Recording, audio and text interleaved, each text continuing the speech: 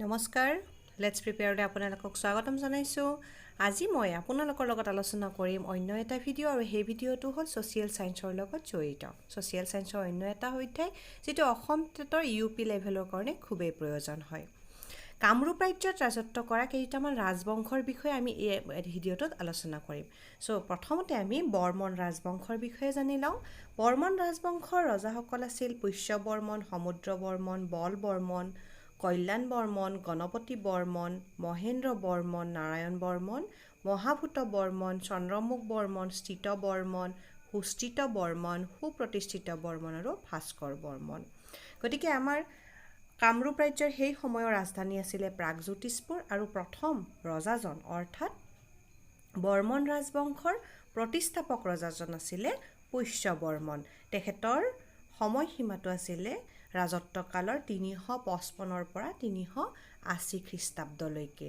আৰু ইয়াৰ পিছত বহুকেইজন এনেকৈ ৰজা হৈ শেষত সুস্থিত বৰ্মনৰ দুজন পুত্ৰ সুপ্ৰতিষ্ঠিত আৰু ভাস্কৰ বৰ্মনে ৰাজ্যভাৰ ল'লে আৰু শেষত ৰজাজন আছিলে ভাস্কৰ বৰ্মন ৫৯৪ চনৰ পৰা ৬৫০ খ্ৰীষ্টাব্দলৈকে তেওঁ ৰাজত্ব কৰিছিলে আৰু তেওঁ বৰ্মন ৰাজবংশৰ এজন শ্ৰেষ্ঠ ৰজা বুলি কোৱা হয় গতিকে ভাস্কৰ বৰ্মনেই হ'ল বৰ্মন ৰাজবংশৰ শেষ আৰু শ্ৰেষ্ঠ ৰজাজন গতিকে মনত ৰাখিবলগীয়া কথা যে প্ৰথম আৰু প্ৰতিষ্ঠাপক আছিলে পুষ্য বৰ্মন বৰ্মন বংশৰ আৰু শেষৰ আৰু শ্ৰেষ্ঠ ৰজাজন আছিলে ভাস্কৰ বৰ্মন প্ৰাগজ্যোতিষপুৰৰ ৰজা ভগদত্তৰ পিছত ৰজা নৰকৰ বংশৰ কেইবাজনো ৰজাই কামৰূপত ৰাজত্ব কৰে এতিয়া ভগদত্ত হ'ল ভৌম বংশৰ নৰকাসুৰৰ পুত্ৰ ভৌম বংশৰ প্ৰতিষ্ঠাপক আছিল নৰকাসুৰ আৰু নৰকাসুৰৰ পুত্ৰ আছিল ভগদত্ত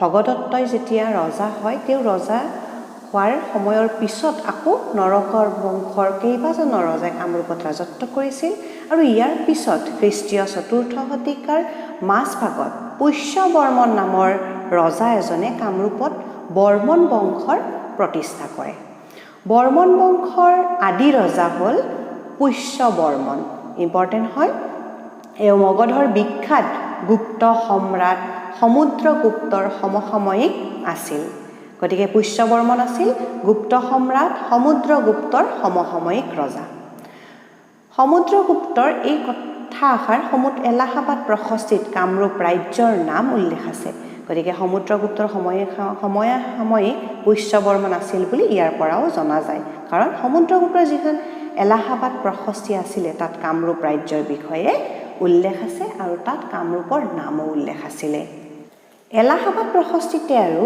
অসমত দবাক নামৰ এখন ৰাজ্য থকাৰ কথা উল্লেখ আছে এই দবাক নামৰ এই ৰাজ্যখন অসমৰ বৰ্তমান পূব দিশত কপিলী উপত্যকাত যিখন এতিয়া নগাঁও জিলাৰ অন্তৰ্গত হয় তাত থকা বুলি অনুমান কৰা হয় পুষ্য বৰ্মনৰ পাছত আন এজন উল্লেখযোগ্য ৰজা হ'ল তেওঁৰ নাতি বল বৰ্মন আৰু এই বল বৰ্মনে কাশ্মীৰৰ লগত এক মধুৰ সম্পৰ্ক স্থাপন কৰিছিল সেই কথাষাৰ আমি কেনেকৈ গম পোৱা যায় যে ঐতিহাসত এই কথাষাৰো উল্লেখ আছে যে কাশ্মীৰৰ ৰজা মেঘবাহনে বল বৰ্মনৰ জীয়ৰী অমৃতপ্ৰভাক স্বয়ম্বৰ সভাত বিয়া পাতিছিল গতিকে বল বৰ্মনৰ জীয়ৰী অমৃতপ্ৰভাৰ স্বয়ম্বৰ পাতিছিল আৰু সেই স্বয়ম্বৰত কাশ্মীৰৰ ৰজা আহিছিল আৰু সেই কাশ্মীৰৰ ৰজা মেঘবাহনে অমৃতপ্ৰভাক বিয়া কৰাইছিল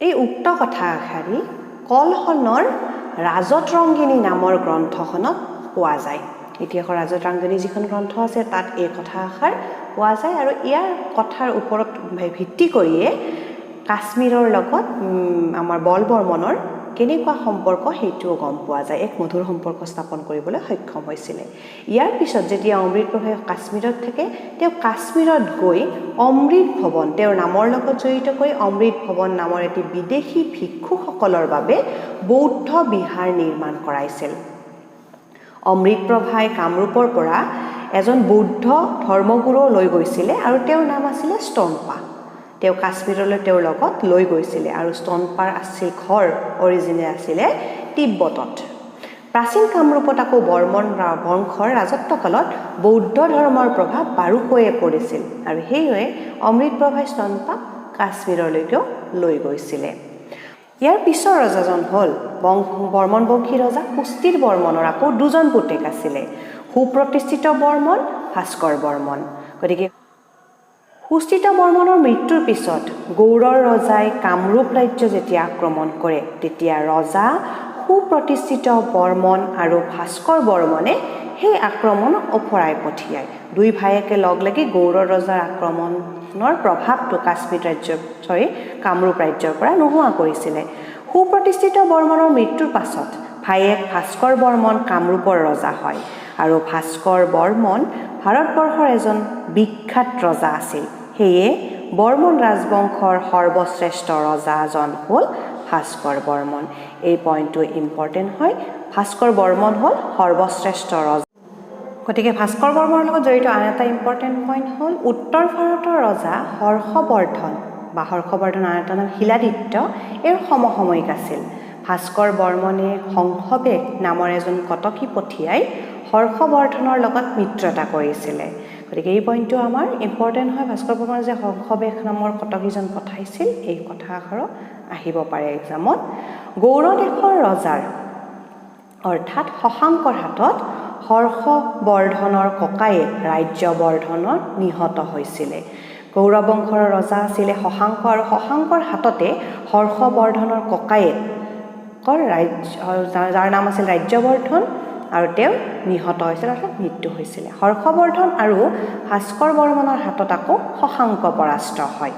গতিকে এওঁলোকৰ লগত গৌড়ৰ ৰজাৰ যুদ্ধ হৈছিলে আৰু এই যুদ্ধত হৰ্ষবৰ্ধনৰ লগত মিত্ৰতা কৰাৰ ফলতে ভাস্কৰ বৰ্মন আৰু হৰ্ষবৰ্ধন লগ হৈ শশাংকক পৰাস্ত কৰিছিলে।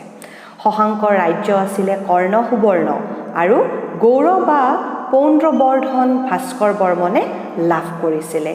পৰাস্ত হোৱাৰ পাছত তেওঁ ৰাজ্যখন ভাস্কৰ বৰ্মনে লাভ কৰিবলৈ সক্ষম হৈছিলে। শশাংকৰ গৌড় ৰাজ্য ৰাজত্বকালৰ সময়ছোৱাত শশাংকৰ গৌড় ৰাজ্যৰ ৰাজধানী আছিল কৰ্ণ সুবৰ্ণ।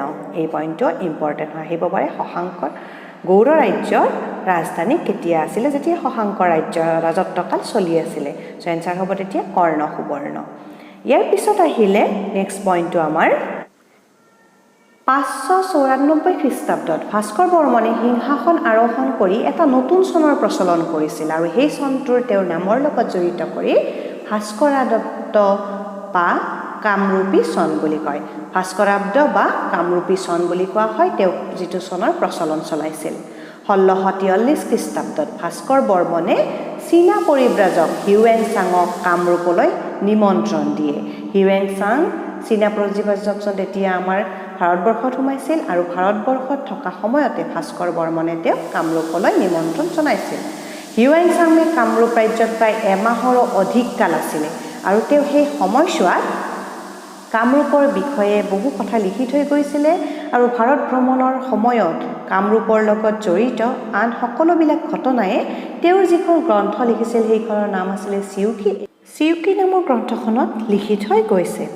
এই ভাস্কৰ বৰ্মনৰ এই কথাবিলাক ভাস্কৰ বৰ্মনে শ্ৰীসত্ৰ জিলাৰ যিখন নিধানপুৰ তামৰফলি খোদিত কৰাইছিল, যিখন বৰ্তমান বংগদেশৰ অন্তৰ্গত হয়, আৰু ডুবি তামৰফলিখন যে খোদিত কৰাইছিল এইখন বৰ্তমান বৰপেটা জিলাৰ অন্তৰ্গত হয়। এই কথাবিলাকত ভাস্কৰ বৰ্মনৰ বিষয়ে উমান পোৱা যায় বা ভাস্কৰ বৰ্মনৰ বিষয়ে এইবিলাকত সমল হিচাপে ব্যৱহাৰ কৰিব পাৰি। ইয়াৰ উপৰিও হৰ্ষবৰ্ধনৰ ৰাজকবি পণ্ডিত বাণভট্টৰ ৰচিত হৰ্ষচৰিত, চিউকি, বিহাৰৰ নালন্দাত পোৱা মাটিৰ মহৰ আদিয়ে ভাস্কৰ বৰ্মনৰ বিৱৰণৰ বিষয়ে সকলোবিলাক কথা ব্যক্ত কৰে। অৰ্থাৎ ভাস্কৰ বৰ্মন আৰু ভাস্কৰ বৰ্মনৰ লগত জড়িত ইতিহাসৰ সকলোবিলাক কথাই এই সমলবিলাকত পোৱা যায়। ইয়াৰ পিছত আমি আলোচনা কৰিবলগীয়া নেক্সট বংশটো হ'ল শালস্তম্ভ বংশ। ভাস্কৰ বৰ্মনৰ ৰাজত্বকালৰ যেতিয়া অন্ত পৰে তাৰ পাছতে কামৰূপ ৰাজ্যত শালস্তম্ভ বংশই মূৰ দাঙি উঠে। এই বংশৰ প্ৰতিষ্ঠাতা হ'ল অৱন্তী কুমাৰ। এই বংশৰ প্ৰায় 21জন ৰজাই কামৰূপ ৰাজ্য শাসন কৰিছিল। এই বংশৰ ইম্পৰ্টেণ্ট পইণ্টকেইটাৰ ভিতৰত আমি ক'ব পাৰোঁ যে তেয়াৰ সিংহ হ'ল এই বংশৰ শেষ ৰজা। শালস্তম্ভ বংশৰ ৰজাসকলে ভগদত্তৰ বংশধৰ বুলি নিজকে চিনাকি দিয়ে। শালস্তম্ভ বংশৰ ৰজাসকলৰ ৰাজধানী আছিল হৰূপেশ্বৰ, যিখন বৰ্তমানৰ তেজপুৰ অঞ্চলত অৱস্থিত, তেজপুৰ অঞ্চলৰ অন্তৰ্গত হয়। শালস্তম্ভ বংশৰ শ্ৰেষ্ঠ ৰজাজন আছিল শ্ৰীহৰ্ষ বা শ্ৰীহৰ্ষ বৰ্মা। শ্ৰীহৰ্ষ বৰ্মাৰ জীয়েক আছিলে ৰাজ্যমতী, যিয়ে নেপালৰ ৰজা জয়দেৱে বিয়া কৰাইছিল। মহাৰাণী হৈ ৰাজ্যমতীয়ে অৰ্থাৎ জয়দেৱৰ ঘৈণীয়েকে আৰু শ্ৰীহৰ্ষবৰ্ধনৰ জীয়েকে নেপালত বিখ্যাত পশুপতি মন্দিৰ নিৰ্মাণ কৰাইছিল। এতিয়া আন দুটা ইম্পৰ্টেণ্ট কথা হ'ল যে শালস্তম্ভ বংশৰ প্ৰথম ৰজা শালস্তম্ভ বা অৱন্তী কুমাৰ, আৰু শালস্তম্ভই নিজৰ নামেৰে এই বংশটোৰ চিনাকি দিছিলে শালস্তম্ভ বংশ। ইয়াৰ কাৰ্যকালটো আছিল 650 পৰা 675 খ্ৰীষ্টাব্দ, প্ৰায় 25 বছৰ কাল। ইয়াৰ পিছত শালস্তম্ভ বংশৰ শেষৰ ৰজাজন হ'ল ত্যাগসিংহ। আমি ইয়াৰ আগতে এই পইণ্টটো অলৰেডি ইয়াতে আলোচনা কৰিছোঁৱে। গতিকে ত্যাগসিংহৰ ৰাজত্বকাল আছিল 970 পৰা 990 খ্ৰীষ্টাব্দলৈকে, প্ৰায় 20 বছৰ কাল। শালস্তম্ভ বংশৰ শেষত আমি পাল বংশৰ আৰম্ভণি হোৱা বুলি ক'ব পাৰোঁ। শালস্তম্ভ বংশৰ শেষ ৰজাজন আছিল ত্যাগসিংহ, আৰু ত্যাগসিংহৰ মৃত্যুৰ পিছতে ব্ৰহ্মপালে কামৰূপত পাল বংশৰ ৰাজত্বৰ আৰম্ভণি ঘটায়, আৰু সেয়েহে প্ৰতিষ্ঠাপক হয় ৰজা ব্ৰহ্মপাল। গতিকে এই প্ৰশ্নটোৰ উত্তৰ অৰ্থাৎ পাল বংশৰ প্ৰতিষ্ঠাপক কোন আছিল বুলি সুধিলে আমি ৰজা ব্ৰহ্মপাল বুলি ক'ব লাগিব। ৰজা ৰত্নপালে হৰূপেশ্বৰত থকা ৰাজধানী তুলি আনি প্ৰাগজ্যোতিষপুৰ নগৰলৈ স্থানান্তৰিত কৰে। আনফালে প্ৰাগজ্যোতিষপুৰ নামটো সলাই তেওঁ নতুন নাম দিলে দুৰ্জেয়। পাল বংশৰ প্ৰথম ৰজা হ'ল ব্ৰহ্মপাল। 990 পৰা 1010 খ্ৰীষ্টাব্দলৈকে ৰাজত্ব কৰিছিল, আৰু শেষ ৰজাজন আছিল জয়পাল। 1120 পৰা 1131 খ্ৰীষ্টাব্দলৈকে তেওঁ ৰাজত্ব কৰিছিল।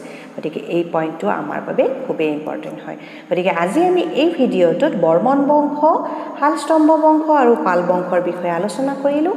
আমি ইয়াৰ পিছত অন্য এটা ভিডিঅ'ৰ সৈতে আপোনালোকৰ ওচৰলৈ আহিম। আজিৰ ভিডিঅ'টো যদি ভাল লাগিছে লাইক, কমেণ্ট আৰু শ্বেয়াৰ কৰিব, আৰু মোৰ ভিডিঅ'বোৰত নতুনকৈ পাই থাকিবৰ কাৰণে ছাবস্ক্ৰাইব কৰি বেল আইকনটো প্ৰেছ কৰি দিব। গতিকে ইয়াৰ পিছত পাঠ্যক্ৰম অনুযায়ী মই আপোনালোকৰ ওচৰলৈ ভিডিঅ'বিলাক প্ৰেৰণ কৰি থাকিম। তেতিয়ালৈকে ভালে থাকক।